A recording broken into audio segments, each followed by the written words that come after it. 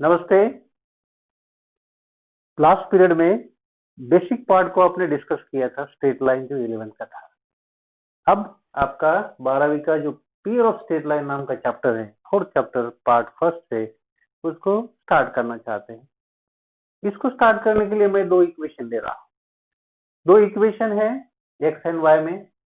ये कई बार आपने इक्वेशन यूज किए वाले। यहाँ एक वर्क थोड़ा सा अलग है, इनको सॉल्व करने का नहीं, इक्वेशंस को आपको मल्टीप्लाई करने के लिए लेना है। तो मल्टीप्लीकेशन कैसा लेना है? पहले इक्वेशन के लेफ्ट साइड को दूसरी इक्वेशन के लेफ्ट साइड के साथ प्रोडक्ट में लेना है और दोनों की राइट साइड को भी प्रोडक्ट में लेना है।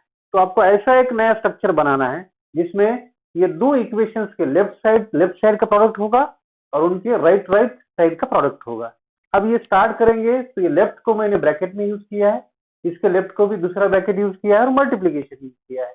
और राइट साइड में तो दोनों के भी जीरो जीरो ही है क्योंकि कांस्टेंट नंबर आपने लेफ्ट में यूज किए। तो आपको ये जीरो जीरो का प्रोडक्ट जीरो ही मिलने वाला है, लेकिन लेफ्ट में प्रोडक्ट जो है वो दो ब्रैकेट का प्रोडक्ट जैसा है, तो उसको आपको एक्सपांड करना पड़ेगा, सॉल्व करना पड़ेगा। तो आपको इस ब्रैकेट के पहले टर्म से तीनों को मल्टीप्लाई करना पड़ेगा। तो मल्टीप्लाई करने के बाद आपको मिलता है 2x का x के साथ 2x स्क्वायर, 2x का 4y के साथ 8xy, 2x का -2 के साथ -4x। अब इस सेकंड टर्म का ये तीनों के साथ प्रोडक्ट यूज करेंगे।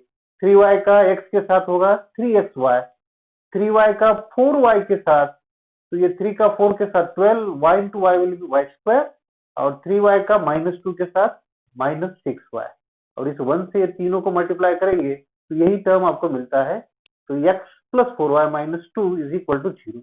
अब इसमें थोड़ी सी अरेंजमेंट कर सकते हैं कि आपको x स्क्वायर वाली टर्म लिखनी है, उसके बाद में जहां जहां x इंटू वाई वाले टर्म्स है उनको कलेक्ट करेंगे। तो कलेक्ट करने के लिए दो ही जगह पे ही आपको x इंटू वाई वाले टर्म है, एक है 8xy और दूसरी है 3xy।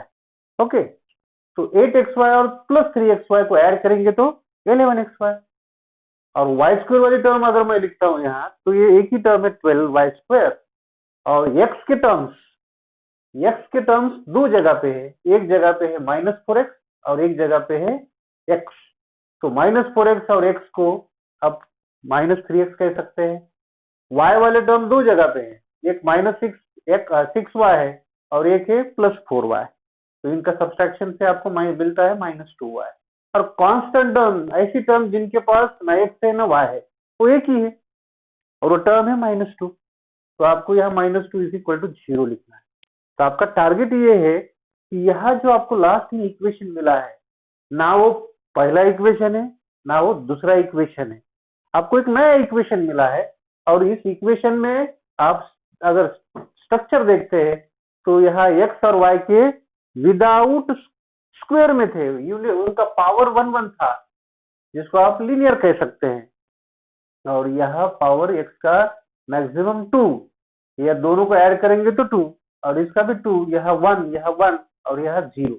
तो वेरिएबल के पावर ज्यादा से ज्यादा आपको इसको सॉल्व करने के बाद 2 ये आ सकता है, उनको ऐड करके भी आ सकता है या फिर सेपरेट x या y का 2 भी आ सकता है। तो ये जो लास्ट में आपको इक्वेशन मिला है, ये दो इक्वेशन से तैयार हुआ है। तो आपको इस इक्वेशन को कहना है कंबाइंड इक्वेशन और joint equation. It is called as combined equation और ज्वाइंट इक्वेशन। तो ये दो लाइन का ज्वाइंट इक्वेशन निकालने के लिए आपने क्या किया है, तो दो इक्वेशंस को आपने साइड वाइज मल्टीप्लाई किया है। तो उनके लेफ्ट का product is equal to right का प्रोडक्ट। तो इस तरह से दो इक्वेशन का ज्वाइंट इक्वेशन या कंबाइंड इक्वेशन आप निकाल सकते हैं।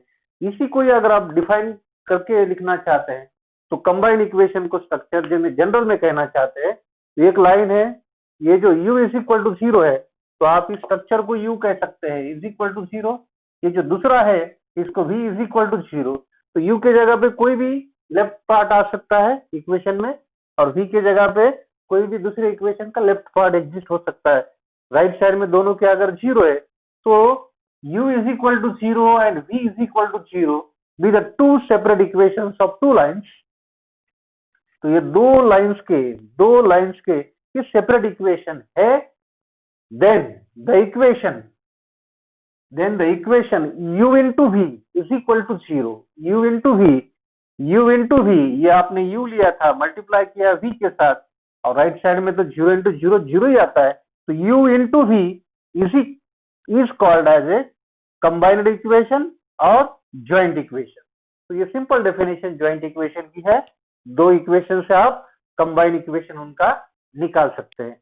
अब इसमें एक ऑब्जर्वेशन ऐसा है कि ये जो कंबाइंड इक्वेशन दो इक्वेशन से मिला है, तो उसके बारे में और दो इक्वेशन के बारे में दो ऑब्जर्वेशन है। ये जो दो लाइंस आपको मिलते हैं u is equal to 0, v is equal to 0, जिनसे आप कंबाइंड इक्वेशन फाइंड करना चाहते हैं, तो इस लाइन के ऊपर जितने भी इनफाइनाइट पॉइंट्स है, इस लाइन के ऊपर जितने भी इनफाइनाइट पॉइंट्स है, या फिर इस लाइन के ऊपर भी जितने इनफाइनाइट पॉइंट्स है, ये हर पॉइंट ज्वाइंट इक्वेशन को सेटिस्फाई करता है। ज्वाइंट इक्वेशन के ऊपर वो एग्जिस्ट होता है या फिर उस इक्वेशन को सेटिस्फाई करता है।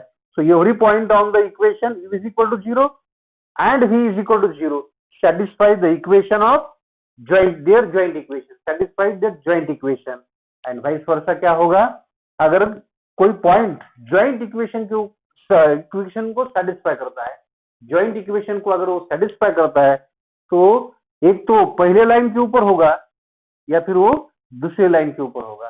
तो इस तरह से दो ऑब्जर्वेशन आपको याद में रखना है। पहला है कि पहले लाइन या दूसरे लाइन के ऊपर इनफाइनाइट पॉइंट, ये सभी पॉइंट ज्वाइंट इक्वेशन को, उनके ज्वाइंट इक्वेशन को सेटिस्फाई करते हैं।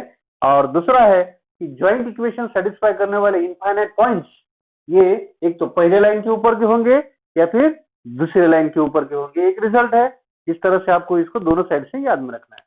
अब आपको टारगेट है आज के इस कंबाइंड इक्वेशन को फाइंड करना है या फिर ज्वाइंट इक्वेशन को फाइंड करना है। अगर आपके पास अवेलेबल है दो इक्वेशन या फिर दो इक्वेशंस के बारे में information.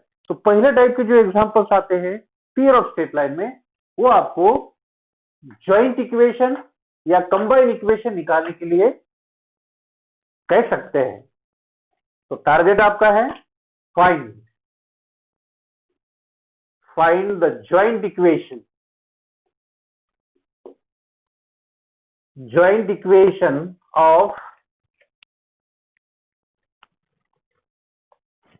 of the line of number 1 of the lines having their equations, दो इक्वेशंस अवेलेबल है। पहला इक्वेशन है x minus y is equal to 0 and दूसरा इक्वेशन है x plus y is equal to 0। आपका टारगेट है ज्वाइंट इक्वेशन फाइंड करना है। कौन से दो लाइन का, जिनका इक्वेशन अवेलेबल है x minus y is equal to 0 and x plus y is equal to 0। अब इनका ज्वाइंट इक्वेशन निकालना है। तो ज्वाइंट इक्वेशन में जो गिवन लाइन है उसको एक बार यूज करो। So given equations of lines are, पहला इक्वेशन है x minus y is equal to 0 and दूसरी लाइन का इक्वेशन है x plus y is equal to 0। अब आपकी डेफिनेशन क्या कहती है, अगर सेपरेट इक्वेशन मालूम है तो उनका ज्वाइंट निकालने के लिए आपको उनके लेफ्ट का प्रोडक्ट और उनके राइट का प्रोडक्ट लेना पड़ता है। सो देयर ज्वाइंट इक्वेशन या फिर कंबाइंड इक्वेशन, ज्वाइंट और कंबाइंड इक्वेशन इज, डायरेक्ट आपको इस ब्रैकेट को मल्टीप्लाई करना है और राइट साइड में तो दोनों के 0 0 ही है, तो 0 इंटू 0 0 ही आता है, तो डायरेक्ट 0। तो पहले लेफ्ट में x माइनस वाई, दूसरे के लेफ्ट में है x प्लस वाई। और ये दो ब्रैकेट का प्रोडक्ट तो आपको इस तरह से मिलता है कि ये माइनस बी इंटू ये प्लस बी। तो ये आपको डायरेक्ट मल्टीप्लाई करने की जरूरत ही नहीं है, दो ब्रैकेट आपके इस फॉर्मूले में मैच होते हैं, ये प्लस बी इंटू ये माइनस बी। तो ये होता है a square minus b square. तो फर्स्ट टर्म का square that is x square और सेकंड टर्म का स्क्वायर होगा y square is equal to 0। तो ये पहला इजी एग्जांपल है जिसमें आपको इक्वेशन सप्लाइड है और उनका ज्वाइंट इक्वेशन निकालना है। इसका मतलब उनको फॉर्मेट में लिख के उसकी वैल्यू फाइंड करनी है सॉल्व करके। तो ये x square minus y square, this is the required joint equation.